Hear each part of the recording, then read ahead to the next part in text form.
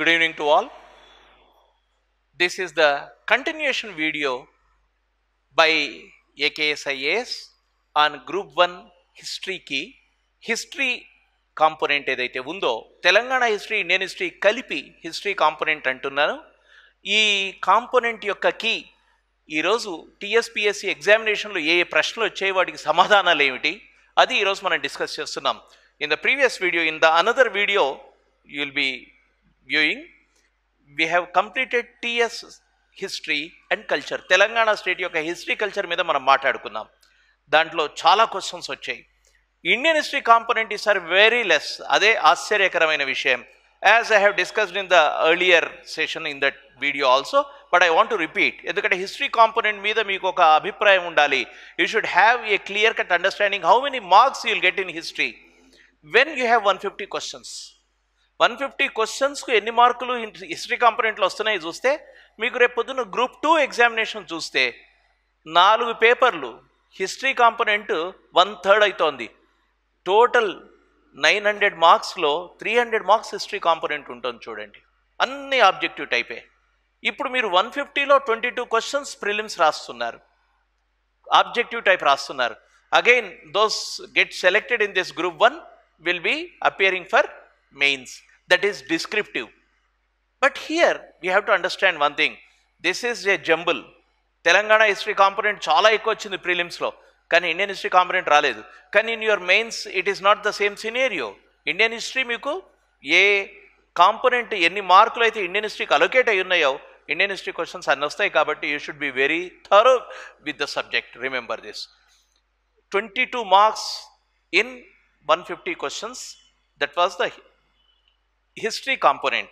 22 కాదు 23, sorry, 17 in Telangana history and Indian history 6, 23 marks. This component is history. So now we are talking about the Indian history questions and their answers. Before entering into the questions, my understanding of this question paper is, this is really a tough paper.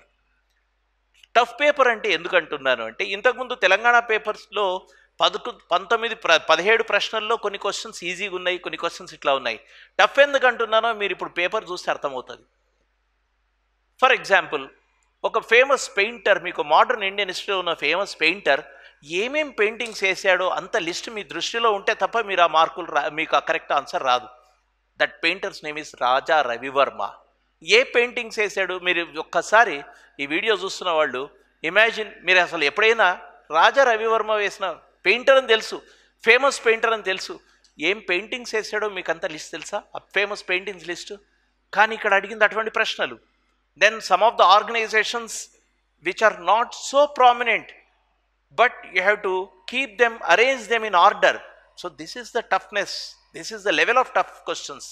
ఎవరైనా history teacher అబ్బా ఇది చాలా సులభంగా ఉంది direct question అంటే నన్ను క్షమించాలి, నేను మాత్రం దీన్ని టఫ్ అంటాను. ఎందుకు అంటే క్వశ్చన్స్ వెతికి మూలల్లోంచి పట్టుకుని వేశారు, remote areas. So questions from remote areas of history came in this.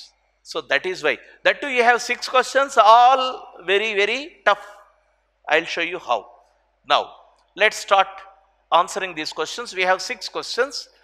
Consider the following statements. Mahatma Gandhi wrote a book.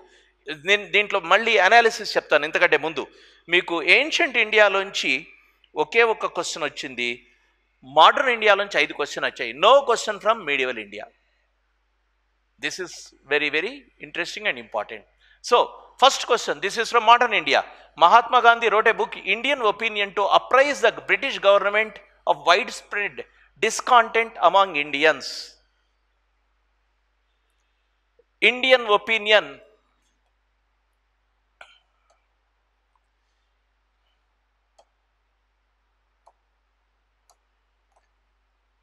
Book, Mahatma Gandhi, Indian opinion, definitely has written, but it's not a book. It's a journal, it's a magazine, it's a periodical. Started and it continued till 1961. Gandhi అక్కడ విడిచిపెట్టి వచ్చిన తర్వాత కూడా continue అయింది అది, Indian opinion అనే పత్రిక. ఇక్కడ ఏంటి ప్రాబ్లం? బుక్ అన్నాడు. బుక్ కాకుండా మ్యాగజైన్, పీరియాడికల్ అంటే కరెక్ట్ ఆన్సర్ అయ్యేది. Remaining part is correct, but this is wrong. So the question is, which statements is are correct?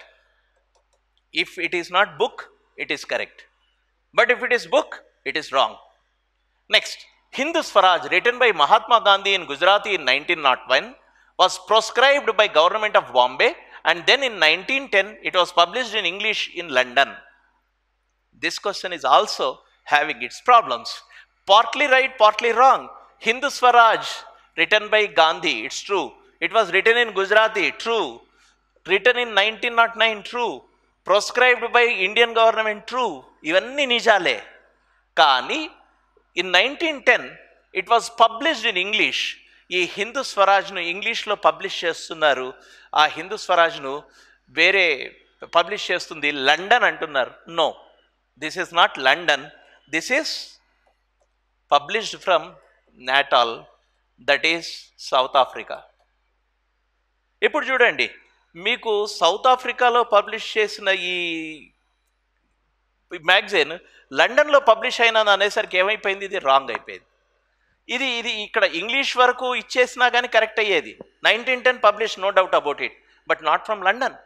The first copy, if you want to see, you can see the first copies cover page is available in the archives.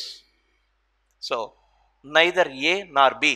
ఇప్పుడు చెప్పండి, మీరు గాంధీ గురించి ఎంత సీరియస్గా చదివి ఎంత minute aspects మీరు analysis పెట్టుకోగలిగితే మీరు కరెక్ట్ రాయగలుగుతారు.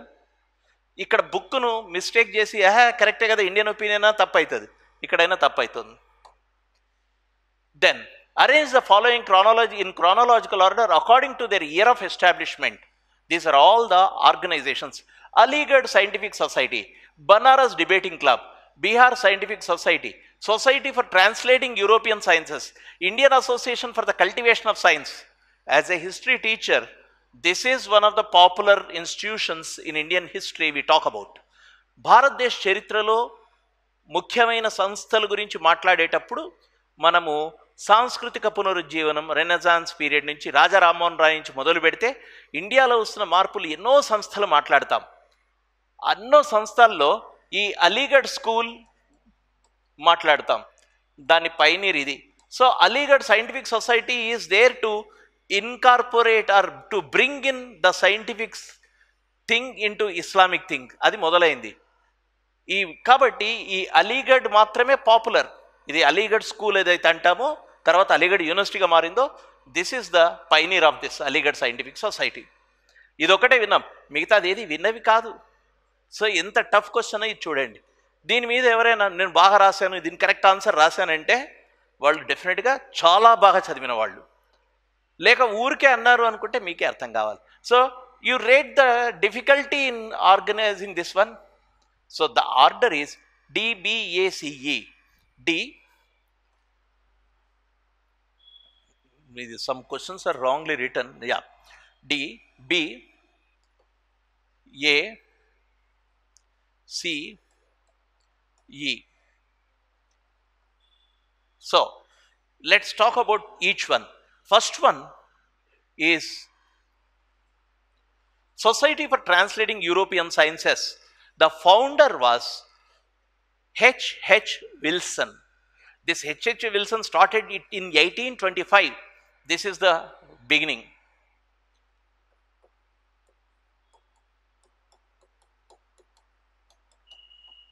ఈయన మొదలు పెట్టాడు 1825. The second one is Banaras Debating Club. ఈ బనారస్ డిబేటింగ్ క్లబ్ అనేది 1863 M.A. Schering has started it. He was there in Banaras. He was a missionary, Christian missionary, came to Banaras, extensively studied about Banaras. Banaras గురించి పుస్తకాలు రాస్తున్నాడు, చదువుతున్నాడు. So he is associated with this Banaras Debating Club 1863. M.A. Schering, గుర్తుపెట్టుకోండి, M.A. Schering. M.A. అనగానే ముస్లిం కాదు, M.A. is a Christian. Schering, a missionary. Next is Aligarh, of course, this is 1864. Then Bihar Scientific Society is started by Imdad Ali in 1868. Imdad Ali. Then Indian Association of Cultivation of Sciences is the last one, which was started in 1876 by Mahendra Lal Sarkar, a doctor by profession, Mahendra Lal Sarkar. So you can see ML Sarkar. ఇప్పుడు నేను ఈ answer explain చేసిన తర్వాత మీరు ఊహించండి, ఈ సంస్థల పేర్లు మీకు రెగ్యులర్గా హిస్టరీ పుస్తకాల్లో దొరుకుతున్నాయా? ఎక్కడ ఉండవు. ఏ ఇన్స్టిట్యూషన్ నోట్స్లో కూడా ఇవి దొరకవు. ఇవి ఎంత డీటెయిల్డ్ స్టడీ ఉంటే దొరుకుతున్నాయి. From where they have picked we don't know. But this is one of the toughest questions of this test paper. Except this one. ఇప్పుడు మీకు థర్డ్ ఈజ్ ఏ. ఏ అంటే ఏ థర్డ్లో కనిపిస్తున్నది ఈ 3 చోట్ల ఉంది, అవునా? ఈ మూడింటిని కామన్గా తీసుకొని ఆన్సర్ పెట్టలేరు మీరు. కేవలం ఒకటి ఉంటే పెట్టగలుగుతారేమో, కానీ థర్డ్ అని చెప్పి ఎట్లా చెప్తారు? ఇది ఫస్ట్ సెకండ్ అయితే కదా మీకు తెలిసేది థర్డ్ అని. అలీగఢ్ ఒక్కటి తెలుసు, ఇది థర్డ్ ఆఫ్ సెకండా థర్డా ఎట్లా ఫినిష్ చేస్తున్నారు? So this is one of the tough questions.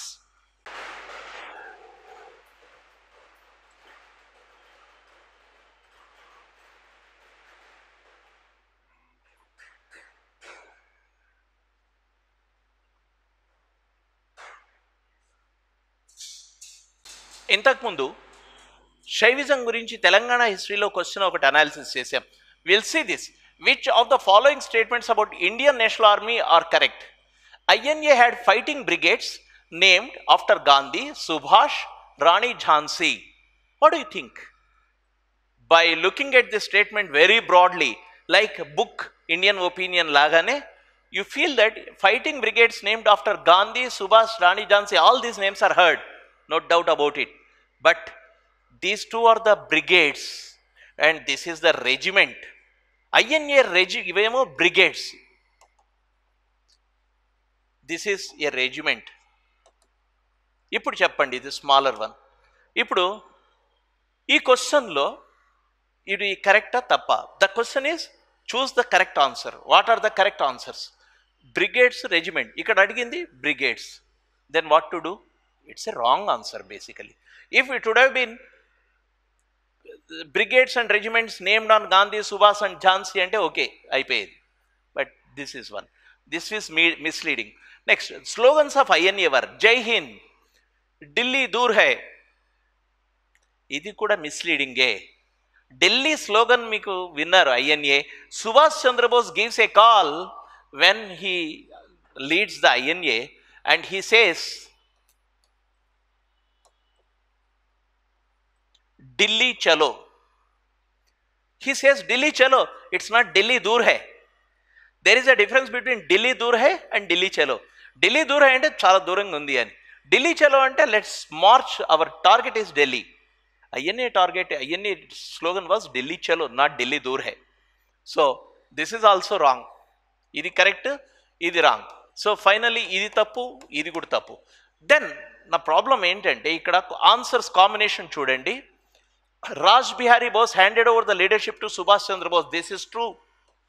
Raj Bihari Bose was the man who started a political organization and INA was the military outfit of the political organization. Indian National Association yokka political organization yokka associate military outfit INA. INA is found with the POWs, prisoners of war captured by Japanese. Japanese capture చేసిన prisoners of వార్తో తీసుకున్న వార్తో వాటిలో prisoners of వార్తో ఏర్పడ్డ army INA. ఈ INAని ముందు lead చేసిన వాడు Raj Bihari Bose. When Subhash came he handed over the leadership. Raj Bihari Bose died of illness. So this is true. Then Captain Mohan Singh was the commander of the Indian National Army. This is also true. So what should be the correct one? C and D. But there is no C and D. This is my problem. Sorry. This is the scenario. We'll see the key. And C and D ఉన్నది ACD only. ఇది కనుక వాళ్ళు INA fighting brigades, దీన్ని రెజిమెంట్ను కూడా brigade అని generalise చేసి అంటున్నారు అంటే ACD అవుతుంది. లేదు అంటే ఈ CD మాత్రమే కరెక్ట్. ఇక్కడ కాంబినేషన్లో కనిపించట్లేదు. And 100% I can say that Delhi దూర్ హై కాదు, ఢిల్లీ చలో is the slogan given by Subhash Chandra Bose. So what should be the answer? This is another problem in the question paper. Let's see the key. So అర్థమైంది కదా నేనేం చెప్తున్నాను. ఆన్సర్ పాసిబుల్ ఆన్సర్స్ చెప్పాను, తర్వాత మిస్టేక్స్ నేనేమనుకుంటున్నాను చెప్పాను. Because this is the one which I have talked about after searching and after doing some research about this. ఇది తప్పు అనిపిస్తుంది, ఢిల్లీ దూర్ హై తప్పు అనిపిస్తుంది. మరి ఎట్లా? ఢిల్లీ దూర్ హై లేదు, మరి అది కరెక్ట్ ఎట్లయితుంది? Then this is a regiment and not a brigade. ఎవరన్నా జనరల్గా బ్రిగేడ్లని అందరు రాసి అక్కడి నుంచే వీళ్ళు పికప్ చేశారంటే ఏసీడీ కరెక్ట్ అవుతుంది. కానీ ఛాలెంజ్ చేస్తే మాత్రం తప్ప ఆన్సర్ అయి కూర్చుంటుంది. అది మీకు ఫైనల్ కీలో if such scenario comes I'm ready to challenge to reduce the question. ఎందుకంటే this is not a brigade, this is a regiment. Will see. Next, which among these paintings are by Raja Ravivarma? Lady lost in thought, Nayar woman, bride and two companions, lady giving alms at the temple. ఈ question నేను మాట్లాడినా. Raja Ravi Varma is a sculptor, painter, musician, dancer అంటే correct రాస్తారు. Raja Ravi Varma is associated with which principality in the country? A Travancore, B Mysore, C Hyderabad, D Junagadh. ఇట్లా రాశారనుకోండి, you will definitely talk about Tiruvankur or Travancore. Raja Ravi Varma is one of the member of the royal family of Tiruvankur. He lived in 19th and early 20th centuries, and Raja Ravivarma was the greatest painter of those times, and he has painted all the mythological paintings. అంటే పురాణాలకు సంబంధించిన పాత్రల బొమ్మలంతా paintings అంతా వేశాడు. ఈరోజు మనం చూసే రామ పట్టాభిషేకాలు, రాముళ్ళు, సీతలు, చాలా మంది నలదమయంతులు, ఇట్లాంటి శకుంతల, ఈ పెయింటింగ్స్ అంతా ఈయనవే. కానీ ఇక్కడ చూపించిన lady last in thought, Nair women tying her hair అట్లా ఉంటుంది. ఎందుకంటే నాయర్ ఉమెన్, మలయాళీ సొసైటీలో నాయర్ ఉమెన్ కాస్ట్యూమ్స్ వేరే ఉన్నాయి, అది మీరు చదివితే అర్థమవుతుంది. నాయర్ ఉమెన్ కాస్ట్యూమ్స్ వేరే ఉన్నాయి కాబట్టి ఈ పెయింటింగ్ ఒక ఇంపార్టెన్స్ ఉంది. Then lady giving arms at the temple అనే పెయింటింగ్ కూడా important. Bride and two companions is a famous painting of Jamini Roy, a famous painter from Bengal school, Jamini Roy. ఇప్పుడు చెప్పండి, ఇప్పుడు ఏ బి డి ఇది కరెక్ట్ ఆన్సర్. కానీ to arrive at this answer, even when I make this key, I have one doubt about this special this one, whether this painting is there or not, I don't know exactly, because I have studied a little bit of painting also, but I don't remember this. So group 1 కు రాస్తున్న వాళ్ళు రాజా Ravi Varma famous paintings ఎక్కడి నుంచి పట్టుకొచ్చారు? ఇది modern Indian హిస్టరీలో modern ఆర్ట్కి సంబంధించిన question, but very very tough question. దీంట్లో మీకు చదవలే, బాగా సీరియస్గా చదువుతుంటుంది, లేకపోతే గ్యాంబుల్ తప్ప దీంట్లో ఏం లేదు. Next, this is again a simple question, which is direct question about the match the following authors and books. దీంట్లో భవభూతి, హర్షవర్ధన, మహేంద్ర విక్రవర్మ అవసరం లేదు, మహేంద్రవర్మ అని రాస్తే సరిపోతుంది. A Pallava king, Harshavardhana Pushyabhuti king, Vishakhadatta a poet, Bhavabhuti a poet. If you correctly remember in ancient history, all these belong to, this is from ancient history question. అందరూ కూడా పుస్తకాలు రాశారు. అందరికంటే మీకు చాలా క్లియర్గా హర్షవర్ధనుడు చదువుతుంటారు.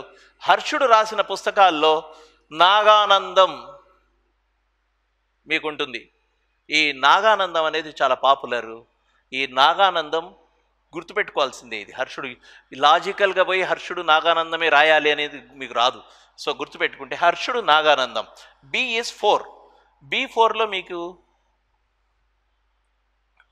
1, 2 ఉన్నాయి. నెక్స్ట్ ఇంకొక క్లూ మీకు, Pallava king Mahendravarma has written Matta Vilasa. ఇది చాలా షార్ట్ ఇచ్చాడు. I really despise this type of questions. ఎందుకు అంటే ఒక పుస్తకం రచయిత గురించి అడిగినప్పుడు ఆ పుస్తకం పేరు పూర్తిగా రాయాలి. మత్త విలాసన మాత్రమే కాదు, అది ద కంప్లీట్ నేమ్ ఈజ్ మత్త విలాస ప్రహసనం. మత్త విలాస ప్రహసనం ఈజ్ ఎ డ్రామా.